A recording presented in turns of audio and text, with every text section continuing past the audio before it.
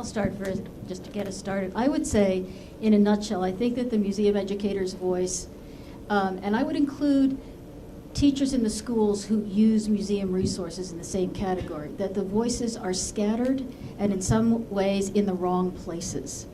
And what I mean by that is there are scores of examples of how, if you have access to the resources that are in museums, whether they're in the school or you go into the museum, really wonderful things happen.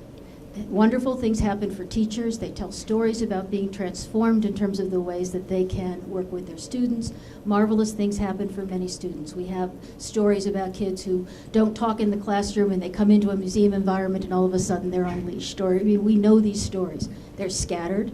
And I think one of the reasons they're in the wrong places when we're talking about public education is because they're in places where there's already a sort of an abundance of resources, or they're with the really good teachers. They're with the places with museums. If we talk about public education, there's no place where the conversation is happening about how it is essential that the resources that are housed in these other places need to be employed to be able to be a part of public education, right? So the metaphor's wrong and the language is wrong to be able to really make any difference until we know that because we live in an urban environment with all these museum resources, in fact what we have in urban education is an abundance of high quality learning resources.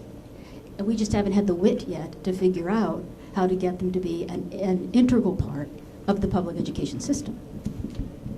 Mary Ellen, I think you're right. The question is, where are those voices? There's a really robust after-school movement that has $1 billion earmarked in the budget. I don't know that they'll get that money, but this question of who are the allies for the things that museum educators, and I'm trying to be really specific because I think that's really what we're talking about today is museum educators, it's where are we saying what needs to be said and where are the allies where those voices will make a difference and be additive. There's a robust vision that comes out of museum educators. That vision is not always aligned with museums as institutions. And you mentioned that policy and politics are not the same. When it comes to institutional investments, they often are the same. So I think that there's a lot of tension that we have to unpack about what do we care about, what's the vision, and who are the allies, and also not assume that what museum educators want is what museum as institutions are investing in. Well, I would also say that until the museum communities start to view themselves and line themselves, as Gabe has suggested, like the out-of-school time has, as one voice, and to approach this as a policy issue. What we're talking about here is reform. That's policy and politics. And that means it's not just about resource allocation and teachers knowing how to access those resources. I think about early childhood and where it was 20 years ago, right? It was nowhere. I mean, there was not a common understanding that early childhood education was a critical part of a child's progression. And it was not until the advocates coalesced around a message and research to show that impact that significant differences were made, including getting our friend who is now the president on board with that advocacy march.